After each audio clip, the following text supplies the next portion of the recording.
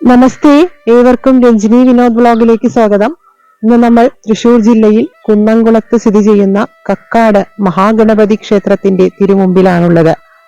കേരളത്തിലെ തന്നെ അതിപ്രശസ്തമായി ഗണപതി ഭഗവാൻ പ്രധാന പ്രതിഷ്ഠയായിട്ട് ഇരിക്കുന്ന ക്ഷേത്രങ്ങളിൽ ഒരു പ്രമുഖ സ്ഥാനം വഹിക്കുന്ന ക്ഷേത്രമാണിത്. ഒത്തിരി പ്രത്യേകതകളുള്ള അതിപുരാതനമായ ഒരു ക്ഷേത്രമാണ്. നമുക്കിന്ന് ഈ ഒരു ക്ഷേത്രത്തിന്റെ വിശേഷങ്ങളാണ് പറഞ്ഞു തുടങ്ങേണ്ടത്.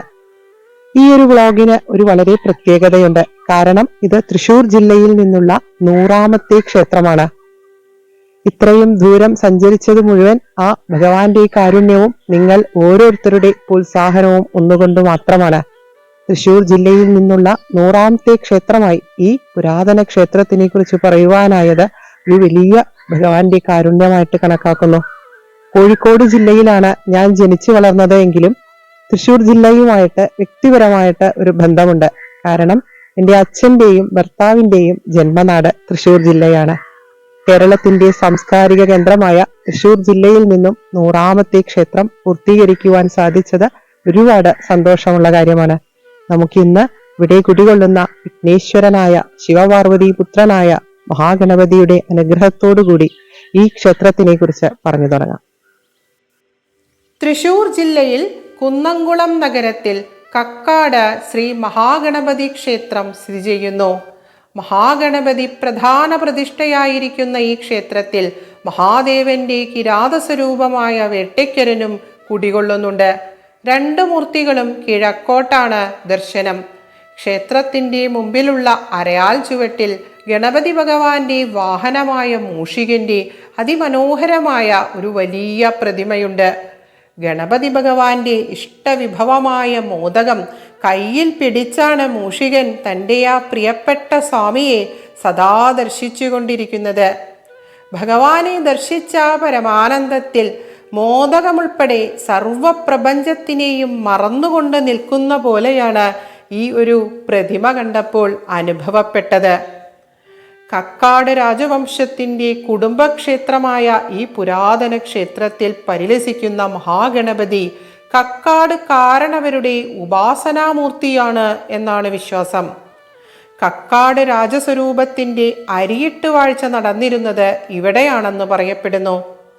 ചാവക്കാട്, ഗുരുവായൂർ, കുന്നംകുളം, വടക്കാഞ്ചേരി എന്നീ സ്ഥലങ്ങൾ ഉൾപ്പെട്ട തലപ്പള്ളി എന്ന ചെറുനാട്ടുരാജ്യത്തിന്റെ സ്ഥാപകൻ കക്കാട് ഭട്ടത്തിരിയായിരുന്നു.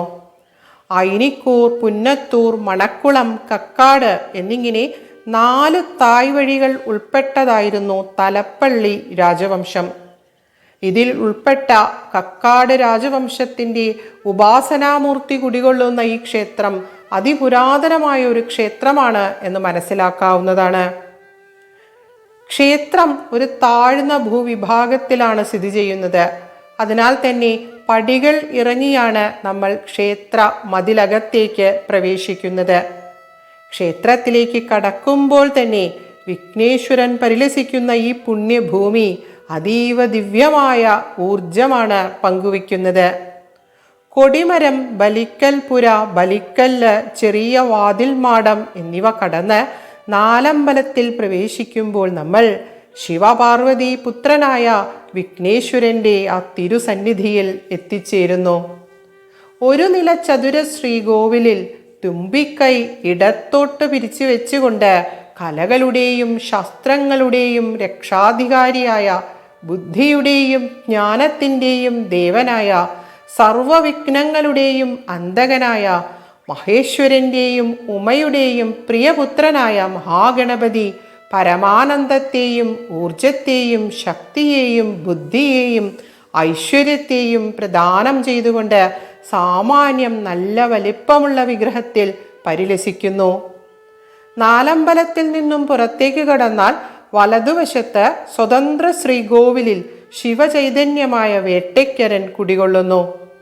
അമ്പും വില്ലും ധരിച്ച് നയനങ്ങളിൽ രൗദ്രഭാവമായി എന്നാൽ ഭക്തജനങ്ങളോടുള്ള കാരുണ്യം നിറച്ചുവെച്ച തിരുമുഖവുമായി അർജുനനെ പാശുപതാസ്ത്രം നൽകി അനുഗ്രഹിക്കുവാൻ സ്വീകരിച്ച കിരാതസ്വരൂപത്തിൽ സാക്ഷാൽ മഹാദേവൻ വേട്ടയ്ക്കരനായി ഈ പുണ്യക്ഷേത്രത്തിൽ പരിലസിക്കുന്നു. അനന്തമായ ശക്തിയും ഊർജവുമാണ് ഈ ശ്രീകോവിൽ പ്രവഹിപ്പിക്കുന്നത്. ദുർഗ, ഭദ്രകാളി, നവഗ്രഹങ്ങൾ, നാഗദേവതകൾ, രക്തേശ്വരാദിഗണങ്ങൾ എന്നീ ഉപദേവതമാരും ഈ ക്ഷേത്രത്തിൽ കുടികൊള്ളുന്നുണ്ട്. ദമ്പതി രക്ഷസും ഇവിടെയുണ്ട്. ദുർഗയും ഭദ്രകാളിയും കിഴക്കോട്ടാണ് ദർശനം. കുളത്തിലേക്ക് പോകുന്ന ഭാഗത്താണ് സർപ്പക്കാവ് സ്ഥിതി ചെയ്യുന്നത്. ഗണപതി ഭഗവാന്റെ ശ്രീകോവിലിനു മുമ്പിലുള്ള നമസ്കാര മണ്ഡപത്തിൽ മൂഷികന്റെ പ്രതിമയുണ്ട്. ഈ ക്ഷേത്രത്തിൽ അതീവ ഫലസിദ്ധിയുള്ള പ്രശസ്തമായ വഴിപാടുകളുണ്ട്. തടസ്സങ്ങൾ മാറുവാനും നഷ്ടപ്പെട്ട വസ്തുക്കൾ തിരിച്ച് ലഭിക്കുവാനും ആനക്കൊമ്പ് സമർപ്പണം നടത്തുന്ന ഒരു ക്ഷേത്രമാണിത്. യഥാർത്ഥ ആനക്കൊമ്പിന് പകരം സ്വർണ്ണ നിറത്തിലുള്ള ആനക്കൊമ്പാണ് സമർപ്പിക്കുന്നത്. വിവാഹ തടസ്സങ്ങൾ മാറുവാനും നെടുമംഗല്യത്തിനും എല്ലാ മലയാള മാസവും വെളുത്ത പക്ഷ ചതുർത്ഥിക്ക് നടത്തുന്ന മംഗല്യപൂജ ഈ ക്ഷേത്രത്തിലെ ഏറെ പ്രശസ്തമായൊരു വഴിപാടാണ്. പല ദേശങ്ങളിൽ നിന്നും ഈ പൂജ നടത്തുവാനായി ഭക്തജനങ്ങൾ ഇങ്ങോട്ട് വരാറുണ്ട്. സന്താന ലബ്ധിക്കായി സന്താന പൂജ ഇവിടെ നടക്കാറുണ്ട്. പിന്നെ ഒറ്റയപ്പം, കൂട്ടപ്പം, ഗണപതി ഹോമം, മോദകം, മഹാഗണപതി ഹോമം, കറുകമാല, വേട്ടയ്ക്കരന് പാട്ട്, കിരാതാഷ്ടകം, പുഷ്പാഞ്ജലി, നവഗ്രഹ പൂജ, പറവിപ്പ്, ഉദ്ദിഷ്ടകാര്യത്തിന് വേട്ടയ്ക്കരന് നെയ്യമൃത്, വിദ്യാവിജയങ്ങൾക്ക് സാരസ്വതം നെയ്യ് എന്നിങ്ങനെ ഒത്തിരി വഴിപാടുകൾ ഈ ക്ഷേത്രത്തിലുണ്ട്. ദുർഗാ ഭഗവതിക്കും ഭദ്രകാളി ദേവിക്കും സർപ്പദേവതമാർക്കും വഴിപാടുകൾ ചെയ്യുവാനും ഇവിടെ സാധിക്കും. ജനുവരി ആദ്യത്തെ ശനിയാഴ്ച 12,008 നാളികേരം മുടയ്ക്കുന്ന വേട്ടയ്ക്കരൻ പാട്ട് ഇവിടെ നടക്കാറുണ്ട്. ഭഗവത് ചൈതന്യത്തിൻ്റെ പ്രത്യക്ഷ സ്ഫുരണങ്ങൾ പ്രവഹിപ്പിക്കുന്ന ഈ പ്രശസ്തമായ വേട്ടയ്ക്കരൻ പാട്ടിനെ കുറിച്ച് ബാലുശ്ശേരി വേട്ടയ്ക്കൊരുമകൻ ക്ഷേത്രത്തിനെ കുറിച്ചുള്ള വ്ലോഗിൽ നമ്മൾ വിസ്തരിച്ച് പറഞ്ഞിട്ടുണ്ട്. അതിനാൽ ഇപ്പോൾ അതിലേക്ക് കടക്കുന്നില്ല. മീനമാസത്തിലെ തിരുവാതിരയ്ക്ക് 8 ദിവസത്തെ ഉത്സവത്തിന് ഇവിടെ കൊടികയറുന്നു. വിവിധ കലാപരിപാടികൾ, ആചാരങ്ങൾ, അനുഷ്ഠാനങ്ങൾ, പള്ളിവേട്ട, ആറാട്ട് എന്നിവയൊക്കെ നടക്കുന്നു. ഉത്സവത്തിനോടനുബന്ധിച്ച് ദേശവാസികൾ പ്രശസ്തമായ കക്കാട് പൂരം കൊണ്ടാടാറുണ്ട്.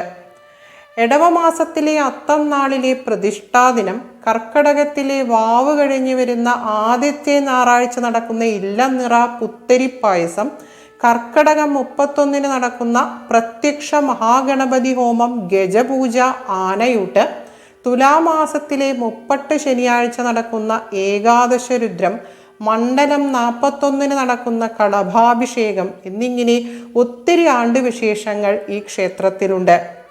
ചിങ്ങമാസത്തിലെ വെളുത്തപക്ഷ ചതുർത്ഥിക്ക് വിനായക ചതുർത്ഥി നടക്കുന്നു. അപ്പോൾ പ്രശസ്തമായ ഗണേശ സംഗീത ഉത്സവം ഇവിടെ നടക്കുന്നു. ഒത്തിരി കലാപരിപാടികളുടെയും ആചാരാനുഷ്ഠാനങ്ങളുടെയും വളരെ വിപുലമായിട്ട് തന്നെയാണ് ഇവിടെ വിനായക ചതുർത്ഥി ആഘോഷിക്കാറുള്ളത്. ശ്രീ മഹാഗണപതി ക്ഷേത്ര സംരക്ഷണ സമിതിയാണ് ക്ഷേത്രകാര്യങ്ങൾ നോക്കി നടത്തുന്നത്. ജീവിത വിജയങ്ങൾക്കും സർവ്വ ഐശ്വര്യങ്ങൾക്കും ആയുരാരോഗ്യത്തിനും സന്താന സൗഭാഗ്യങ്ങൾക്കും ജീവിതയാത്രയിൽ നേരിടുന്ന തടസ്സങ്ങൾ മാറുവാനുമായി നിരവധി ഭക്തജനങ്ങൾ പല ദേശങ്ങളിൽ നിന്നും ഈ പുണ്യസന്നിധിയിൽ എത്തിച്ചേരുന്നു. കക്കാട് മഹാഗണപതിയുടെ ഭക്തവാത്സല്യം തുളുമ്പുന്ന നിരവധി അത്ഭുതകഥകൾ പ്രചാരത്തിലുമുണ്ട്. ബുദ്ധിയുടെയും സ്മൃതിയുടെയും സിദ്ധിയുടെയും ഒക്കെ ഇരിപ്പിടമായ ഗണനായകനായ മംഗളമൂർത്തിയായ ഗണേശനെ ഏത് സൽക്കർമ്മം തുടങ്ങുന്നതിനും മുമ്പ് ആദ്യം പൂജിക്കുന്നു. ആദ്യ പൂജിതനായ ഭഗവാനെ ആരാധിച്ചു തുടങ്ങുന്ന എല്ലാ മംഗളകർമ്മങ്ങളും വേണ്ടും വിധം ഭംഗിയായി ഭവിക്കുന്നു. മഹാഗണപതി പ്രധാന പ്രതിഷ്ഠയായി കുടികൊള്ളുന്ന ഈ അതിപുരാതന ക്ഷേത്രം തൃശ്ശൂർ ജില്ലയിൽ നിന്നുള്ള 100ാമത്തെ പുണ്യക്ഷേത്രമായി പറയുവാനും ചിത്രീകരിക്കുവാനുമായതിൽ ഞങ്ങൾക്ക് 2 പേർക്കും അതിയായ സന്തോഷം തോന്നുന്നുണ്ട്. തൃശ്ശൂർ ജില്ലയിൽ നിന്നും അവതരിപ്പിച്ച 100 ക്ഷേത്രങ്ങളും അതിപുരാതന പുണ്യഭൂമികളായിരുന്നു എന്നത് ആ ഭഗവത് കാരുണ്യത്തിൻ്റെ മഹത്വം തന്നെയാണ്. ഭാരതീയ സംസ്കൃതിയുടെ നെടും തൂണുകളായ പുരാതന ക്ഷേത്രങ്ങളിലൂടെയുള്ള സഞ്ചാരങ്ങൾ അതീവ ദിവ്യാനുഭൂതിയാണ് പകർന്നു തന്നത്. ഓരോ ക്ഷേത്രവും ആത്മീയമായ ഒരു ഉണർവ് തന്നെയാണ് സമ്മാനിച്ചത്. ഈ പുരാതന ഭൂമികളെല്ലാം തന്നെ അമൂല്യമായ നിധിയായി സംരക്ഷിക്കപ്പെടേണ്ടത് തന്നെയാണ്. ഈ ബ്ലോഗ് കണ്ട് പ്രോത്സാഹിപ്പിക്കാറുള്ള ഏവർക്കും ഒരിക്കൽ കൂടി നന്ദി പറഞ്ഞുകൊള്ളുന്നു. മുന്നോട്ടുള്ള യാത്രയ്ക്കുള്ള ഊർജവും അറിവും പ്രകാശവും ഈ പുണ്യക്ഷേത്രത്തിൽ കുടികൊള്ളുന്ന ശിവപാർവതി പുത്രനായ വിഘ്നേശ്വരൻ അനുവദിച്ചു തരട്ടെ എന്ന് പ്രാർത്ഥിച്ചുകൊള്ളുന്നു. ഉച്ചരിച്ച ഓരോ അക്ഷരവും മഹാഗണപതിയുടെയും വേട്ടയ്ക്കരൻ്റെയും പാദങ്ങളിൽ അർച്ചനയായി സമർപ്പിക്കുന്നു. ഗജവക്രം സുരശ്രേഷ്ഠം കർണചാമരവിഭൂഷിതം ചിത്രരൂപധരം ദേവം വന്ദേഹം ഗണനായകം. ഏവർക്കും സർവമംഗളങ്ങൾ ആശംസിക്കുന്നു. ഓം വിഘ്നേശ്വരായ നമഃ. ഓം ഗം ഗണപതേ നമഃ. ലോകാ സമസ്താ സുഖിനോ ഭവന്തു.